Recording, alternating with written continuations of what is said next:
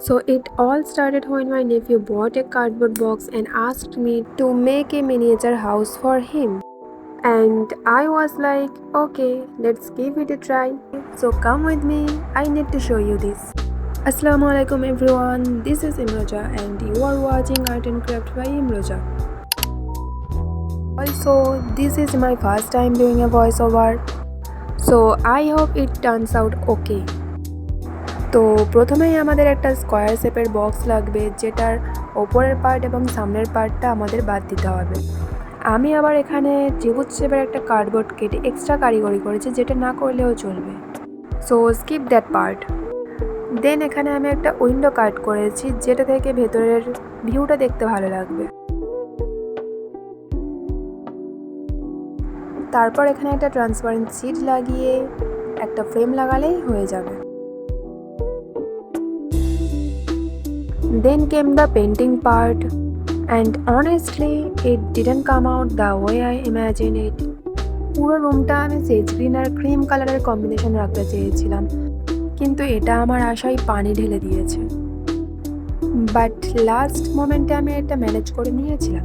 Now come to the most time consuming part.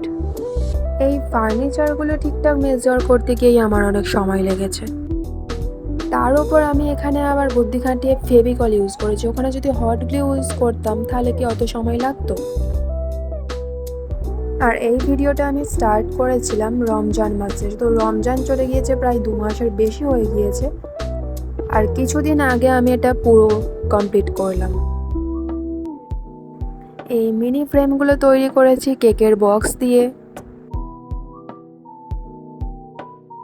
এই video ওয়ার্ডটা কেন ফ্রেমে আটকেছি সেটা তোমরা কমেন্ট করে জানাতে পারো।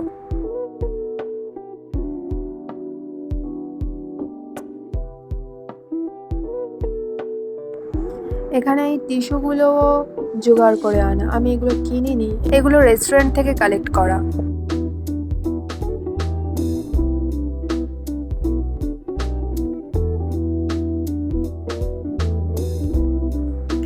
দেন আমি জিনিসপত্রগুলোকে ঠিকঠাক অর্গানাইজ করছিলাম। একটুও যদি এদিক ওদিক হতো বক্সটাকে ধরেই ফেলে দিতাম। আর এই অসভ্য ল্যাম্পটাকে দেখেছো কেমন করে 14 বার শুয়ে পড়ছে, ঠিকঠাক দাঁড়াতে পারে না। দেন এখানে একটা টেবিল ল্যাম্পও বানিয়েছি, যেটা আঠার ঢাকনা দিয়ে বানানো। এখানে দুটো বইও বানিয়েছিলাম, বই যেহেতু পড়ি না সেজন্য সাজিয়ে রাখবো। আর এই ওয়াল ল্যাম্পটা হেয়ার পিন দিয়ে বানিয়েছি, সেম পিন দিয়ে পর্দা আটকানোর জন্য হ্যাঙ্গিং বানিয়ে নিয়েছি।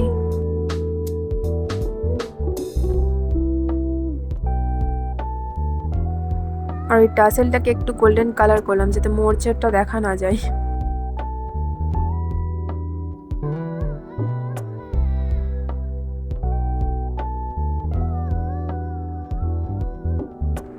এগুলো বানিয়েছি ঠিক আছে, যখন দেখছি যে ক্লিপগুলো কোথায় চেক করি তো দেখছি হাফ ক্লিপ নেই, মানে কেন নেই, তখন গায়ে কেমন রাগটা ধরে আপনারাই বলুন। আর এখানে টেবিলের কালারটা হয়েছে দেখো, উডেন কালার তো হয়নি।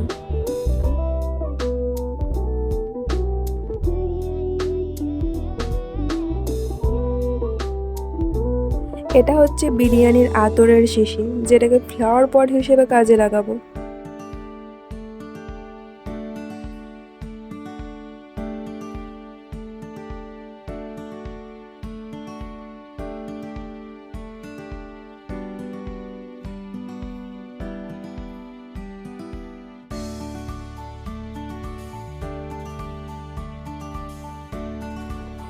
এই ওয়াল গ্রিডটা ধূপকাঠির কাঠি দিয়ে বানানো। কালারগুলো করা যেন শেষই হচ্ছে না।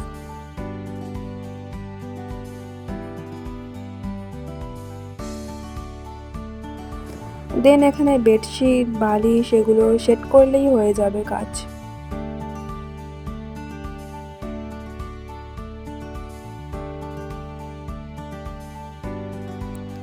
এখানে বেডশিটটা যাতে হাওয়ায় ওড়াওড়ি না করে সেজন্য এটাকে ভালো করে আটকে দিয়েছি টেপ দিয়ে। এখানে পর্দাটা হোল্ড করার জন্য পাঞ্চিং মেশিন ইউজ করেছি, কিন্তু এটা হয়েছে দেখো। দেন আমার মনে হলো ধূপকাঠি দিয়ে করলে এটা বেশি ভালো হবে।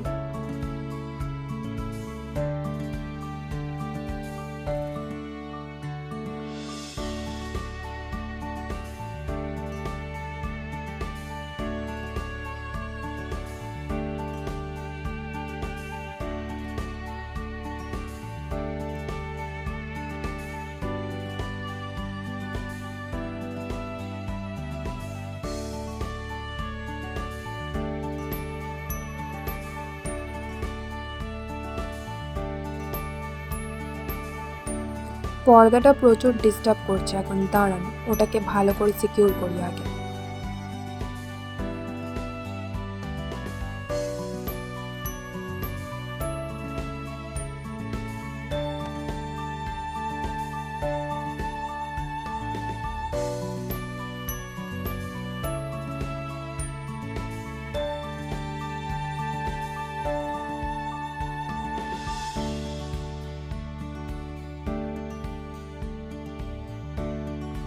এখানে সবকিছু সেট করার পরে আমার মনে হচ্ছে এর নিচে একটা কার্পেট বিছালে বেশি সুন্দর লাগতো।